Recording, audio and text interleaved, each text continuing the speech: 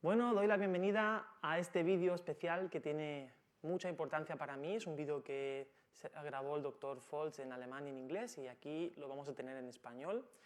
Y este vídeo surge a raíz de una pregunta que le hizo una usuaria al Dr. Foltz, diciéndole: oye, dime los 5 pilares que me pueden llevar al máximo éxito posible en mis implantes. Quiero empezar y ya tener el 99% de triunfo en mis implantes cerámicos, ¿no?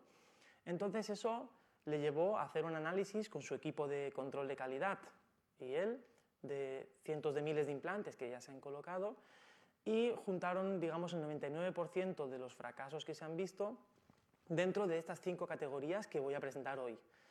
Entonces, en primer lugar, quiero presentar este primer pilar para el éxito. Se trata de lo siguiente: se ha visto muchas veces el error de quedarse un poquito cortos con los implantes, de forma que es ideal hacer la colocación de un implante lo más largo posible dentro de lo que permite la anatomía. Por ejemplo, típico 2.4, un premolar superior, y colocar un implante de 11 milímetros, cuando en realidad se puede hacer una pequeña elevación de seno interna y es preferible, si se puede, colocar uno de 14. Siempre y cuando haya hueso suficiente se puede poner directamente el de 14, pero mejor el de 14 que el de 11, por ejemplo, en un premolar superior. Y también es preferible siempre quedarnos un poco altos. Hemos visto que los dentistas que vienen, sobre todo del mundo del titanio, del bone level, ¿no?, del nivel de hueso, tienen una tendencia a profundizar demasiado el implante. Este implante de SDS no necesita ser tan profundo. Es más, si hay suficiente espacio hacia el antagonista, es incluso mejor quedarse un poquito alto para tener más soporte para la futura corona definitiva que se va a colocar. Ese sería el primer pilar para el éxito, para conseguir mejores resultados en nuestros implantes. Vamos a pasar al segundo pilar, que es el siguiente. Vamos a contemplar la parte superior de nuestro implante. En la parte superior de nuestro implante es lo que se puede considerar una exoprótesis. Digamos que es una prótesis que se coloca en el cuerpo pero que asoma hacia afuera. Una exoprótesis que encima asoma a la cavidad bucal, que tiene la saliva llena de todo tipo de bacterias. Ya es bastante un milagro por sí mismo que los implantes se consigan integrar. Pero bueno, es muy importante tener en cuenta esta parte de la exoprótesis en el siguiente aspecto. A nivel cortical nos interesa 0 newtons de estabilidad. Con esto quiero decir, no queremos tener contacto con el hueso. Si es negativo, incluso mejor, es decir, espacio. Esto normalmente lo tenemos ya cuando hacemos implantes inmediatos, porque el alveolo es ya más ancho de lo que es la cabeza del implante. Pero sobre todo a nivel de implantes tardíos o en alveolos más estrechos, siempre es importante utilizar el CS o countersink, que es la fresa específica de cada diámetro, la que nos va a asegurar que tengamos un espacio. El Dr. Foltz, y SDS están llevando muchos estudios a cabo con muchas universidades, y en el Blood Concentrations Day hizo él una presentación mostrando un estudio muy interesante que lleva con el profesor Dr. Ganati, en el que ya están observando que incluso cuanto más espacio, mejor. Se forma un hueso totalmente nuevo y sano, y han mostrado un poco que es el mito de que se metan los tejidos blandos en ese espacio. La sangre ya ocupa ese espacio y nos va a llevar esa celularidad que necesitamos para que se produzcan los nuevos tejidos. Así que en ese sentido se puede estar tranquilo y asegurarnos de tener 0 newtons en el nivel cortical del implante, lo que llaman la parte alta, que viene a ser esa exoprótesis. Lo siguiente que quiero explicar, y esto nos lleva al tercer pilar para el éxito, es ya centrarnos en la parte apical. La parte apical ya la podemos equiparar a lo que vienen a ser tornillos de osteosíntesis, que se ponen en caderas, en rodillas, etcétera, que ya se colocan en la parte esponjosa del hueso. Este es un hueso que acepta compresión, no como el hueso cortical, como ya sabéis, que el hueso cortical está menos vascularizado y con presión podemos perderlo. Esto tiene que ver con el pilar anterior, en el que hay que decir que ahí tiene ventaja el implante cerámico por esa adhesión de la encía a la cabeza del implante, sellando ese espacio, pero sí que es verdad que no nos interesa perder hueso cortical, por eso siempre evitar la presión. Y en la parte apical, gracias al Dynamic Thread, que es esa espira que tiene el implante de SDS, tiene una gran ventaja con respecto a todos los demás implantes, y es lo siguiente: la angulación de esa espira se sitúa en unos 7 grados. En la mayoría de implantes está hasta en 15 grados. ¿Qué significa eso? Con 7 grados es cierto que hay que darle más vueltas al implante para insertarlo, pero tenemos más del doble de superficie que el resto de implantes, que tienen 15 grados. Con eso también, con ese tipo de espira y la forma que tiene el implante, siempre nos aseguramos de que vaya cogiendo cada vez más estabilidad.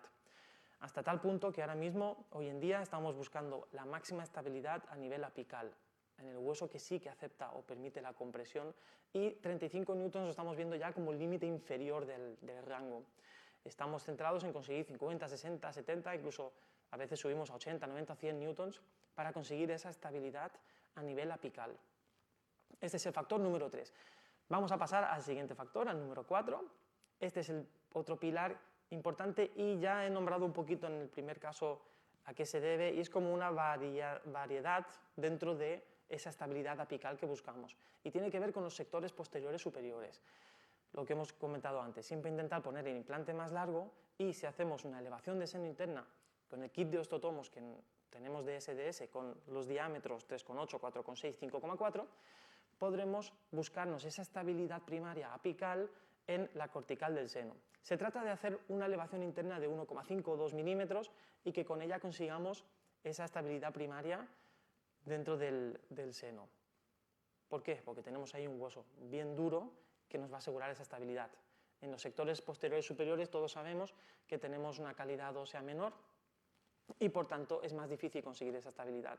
Esto tendremos dos ventajas: mayor estabilidad primaria que buscamos, hasta 50, 60, 70 newtons se consiguen con este tipo de implante, y segundo, implante más largo, lo que nos va a dar más garantías de éxito.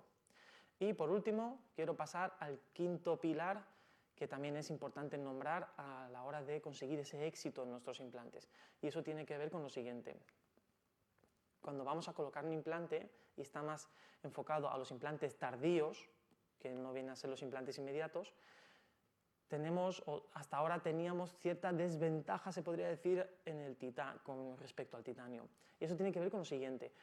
Cuando se extrae un diente, en ese momento la balanza está a favor de los osteoblastos, es decir, el hueso está en proceso de formación, ¿no? Quitamos un diente y la respuesta es formación de hueso. Por eso es el momento ideal, según nuestra opinión, de colocar el implante en ese momento, para aprovechar ese proceso anatómico. Pero cuando es un implante tardío, ¿qué pasa? Que cuando extraes un diente y cuando va pasando el tiempo y pasan los meses, y eso es una observación de estudios que ya han hecho con el doctor Ganati, no solo tenemos una pérdida cuantitativa de hueso, sino que también tenemos una pérdida cualitativa. La balanza se va yendo a favor de los osteoclastos. Tenemos un proceso de degeneración o atrofia de cantidad y calidad. Ahora bien, cuando se coloca el implante titanio, sabemos que se produce esa inflamación y se mantiene, y eso va a generar el cuerpo extraño, etc., y va a integrar el implante. Pero en el implante cerámico estamos colocando un material inerte y nos falta de hacerle así, despierta. Tenemos que despertar ese hueso que está silente y estimular esa inflamación inicial que se produce en toda herida. Siempre que hacemos una cirugía, una incisión, cualquier herida que se haga, siempre el cuerpo responde inicialmente con una inflamación que llamamos positiva, que es la que va mediada por leucocitos, linfocitos, monocitos, etc. Luego está la inflamación que consideramos negativa, la que no nos interesa, que es la que está mediada por células multinucleadas gigantes, pero lo que buscamos es estimular esa buena inflamación. Y ahora, ¿qué es lo que podemos hacer hoy en día para recuperar esa desventaja de 1 o 2% que teníamos con respecto al titanio? Es la colocación del PRF sólido, una matriz de PRF que muchas veces llamamos membranas, dentro del lecho del alveolo que hemos preparado para el implante. Es importante que sea la matriz sólida de PRF, que es la que también contiene los leucocitos. No nos vale hacerlo con el exudado. Es importante que coloquemos esa matriz y ya hagamos la colocación del implante buscándonos esa estabilidad primaria, cumpliendo con los demás pilares. Este es el vídeo más importante que yo considero para ahora, desde ahora 2024 que está empezando, y es importante tener en cuenta estos 5 pilares para el éxito engloban prácticamente el 99% de los fracasos que hay, ya sea en sectores posteriores superiores, que es donde se ha observado que existe más tasas de fracaso. Ahora las hemos conseguido elevar y buscamos llegar a ese 99% sin ningún problema. Esto quiere decir, los usuarios de SDS, a partir de ahora cumplir estos 5 pilares, que en resumen vienen a ser el implante lo más largo posible, siempre preferible quedarse un poco alto, 0 newtons o ninguna estabilidad, ningún contacto a nivel cortical para no aplicarle compresión, mínimo 35 o hasta 70-80 newtons a nivel apical para este implante que colocamos. En sectores posteriores superiores, por favor, elevación interna de seno, siempre planificada, a no ser que haya una cantidad ósea que nos permita poner un implante de 14 milímetros. Y sobre todo en implantes tardíos, pero hoy en día lo hacemos ya prácticamente en todos los implantes, tanto inmediatos como tardíos, colocar la matriz de PRF sólida dentro del lechón. Con esto quiero desear un feliz día, muchas gracias por vuestra atención. Si cualquier comentario o lo que sea lo dejáis abajo en comentarios y cualquier duda ya sabéis que siempre podéis contactarnos. Y un saludo, gracias.